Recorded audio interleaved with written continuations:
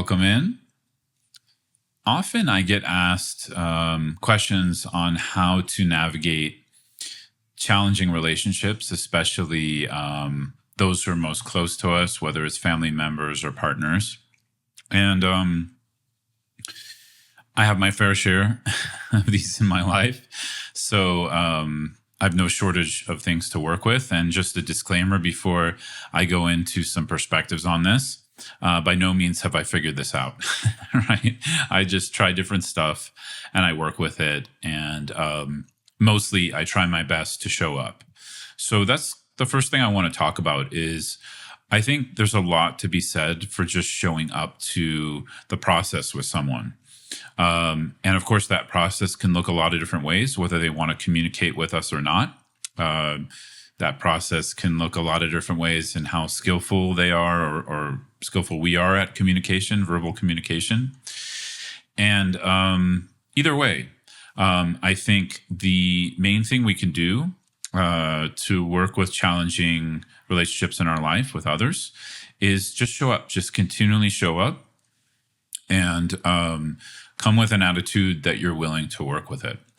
So this really is kind of taking the first step from our side, which is not turning away from something that is challenging. I do want to acknowledge here, because this will probably come up in the comments, is, there are some relationships that are harmful in our life, and it doesn't mean we need to show up to them physically, right, or verbally. So I just want to point that out. Showing up doesn't mean with our bodies and speech sometimes. It just means showing up with an intention of being willing to work with it. And sometimes working with it is creating distance, putting a boundary, right? So I just want to say that right off the bat. And that's also a challenging thing to discern in and of itself, which goes back to the first thing I said. This is still a work in progress for me because even one particular relationship in my life, the approach I take with it or what it requires can be different each time I'm meeting or engaging with that person. So it's not like there's a right and wrong here. It's not like there's an answer for how to do it. There's just a general approach. And for me, the first thing is being willing to work with my mind, my emotions, my relationship to what's being triggered or evoked in me. And then, of course, how I'm showing up to that person if need be.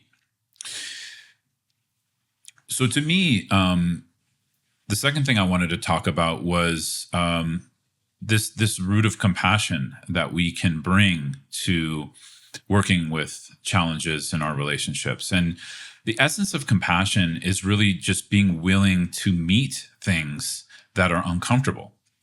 And for me, this often starts with the uncomfort in my body, right? Whether that's an uncomfortable thought or emotion or sensation.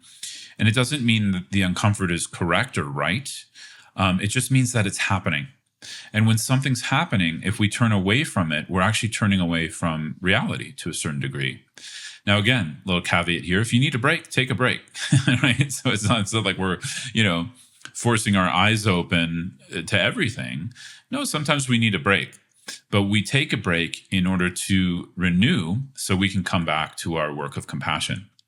And compassion has multiple sides, but I'll just talk about two sides here, which is, as I said, compassion to ourselves and the contents of our experience. And then, of course, compassion to the one we're having challenges with, to the other person.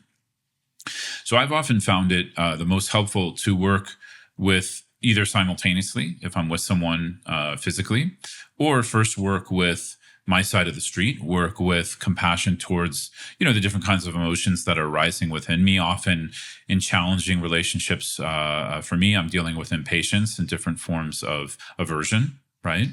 Sometimes I'm dealing with sadness because something isn't going the way I want it to, or I've been disappointed by someone else. And of course, there can be many more emotions, but those are just a few that arise for me often.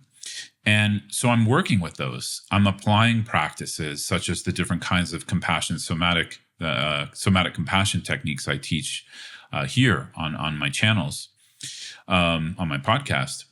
I use those all day long, right? To meet the moment, to meet what's arising within my experience with compassion, right? And compassion is the act of meeting things that are uncomfortable, to meeting different kinds of experiences. What I notice over time, again, I'm not saying get it right, but I notice this helps me to approach other people I'm having challenges with in a much more skillful way, right? Again, I don't mean it always goes well, right? But it at least allows a kind of space to develop where I'm not just reacting, from my emotion that I'm struggling with, or my perspective on the situation or person or relationship. There's some space, and that space allows the other person to have space, right? Space to listen to them, to hear them. Sometimes for me, it's space, giving them space, like not saying something, which is tough for me. Giving space for them to just be and feel what they feel, right?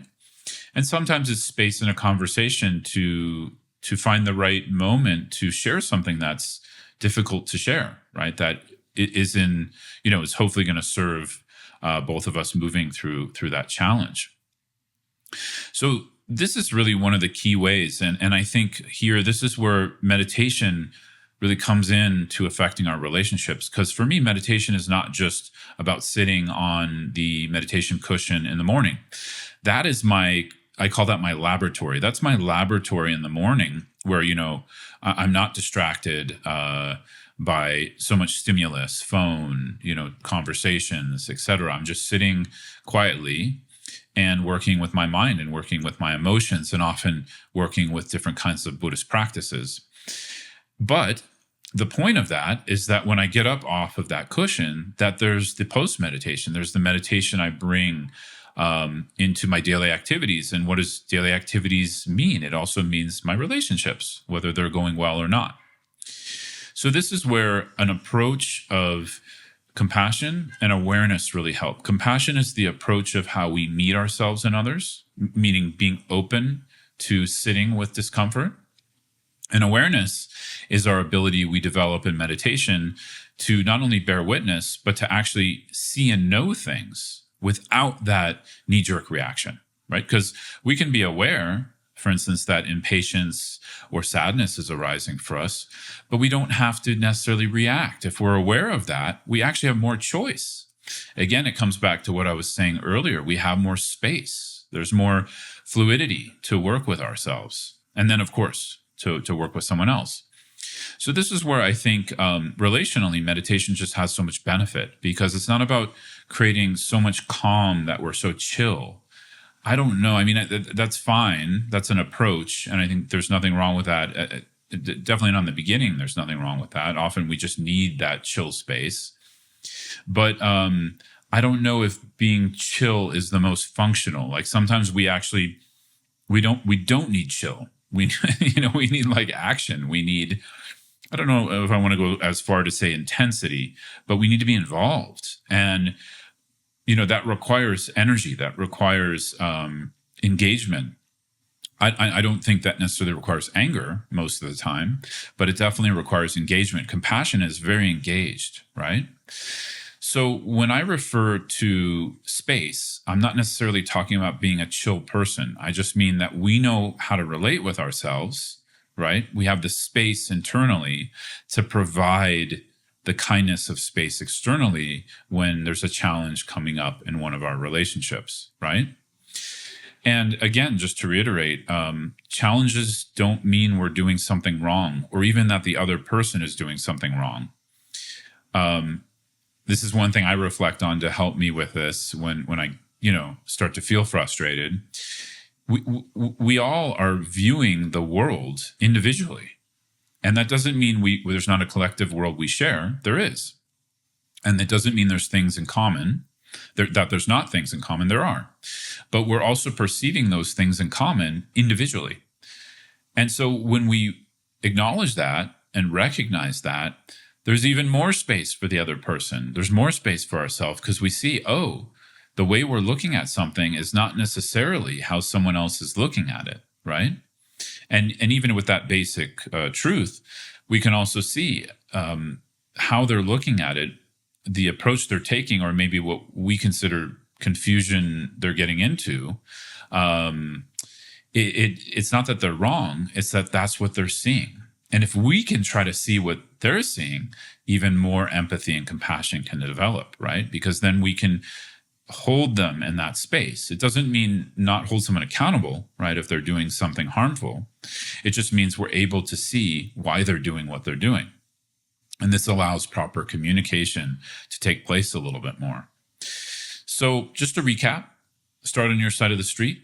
That's my recommendation. It's painful, but just work with your side, your emotions, your perspectives, your ideas, your beliefs around what's going on in that particular challenging relationship. Open those up and then approach the other person or allow them to approach you, whatever the circumstance, and see if you can then work with space for them, right? And so this can all be done, as I said, in the presence of someone we're having a challenge with, or it can be done before we meet them or after we meet them.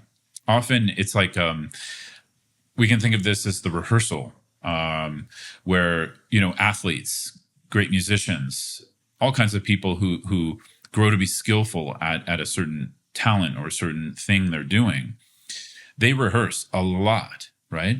And then when we see them perform or play the game, like the big game, they've literally done that thousands and thousands of times, right?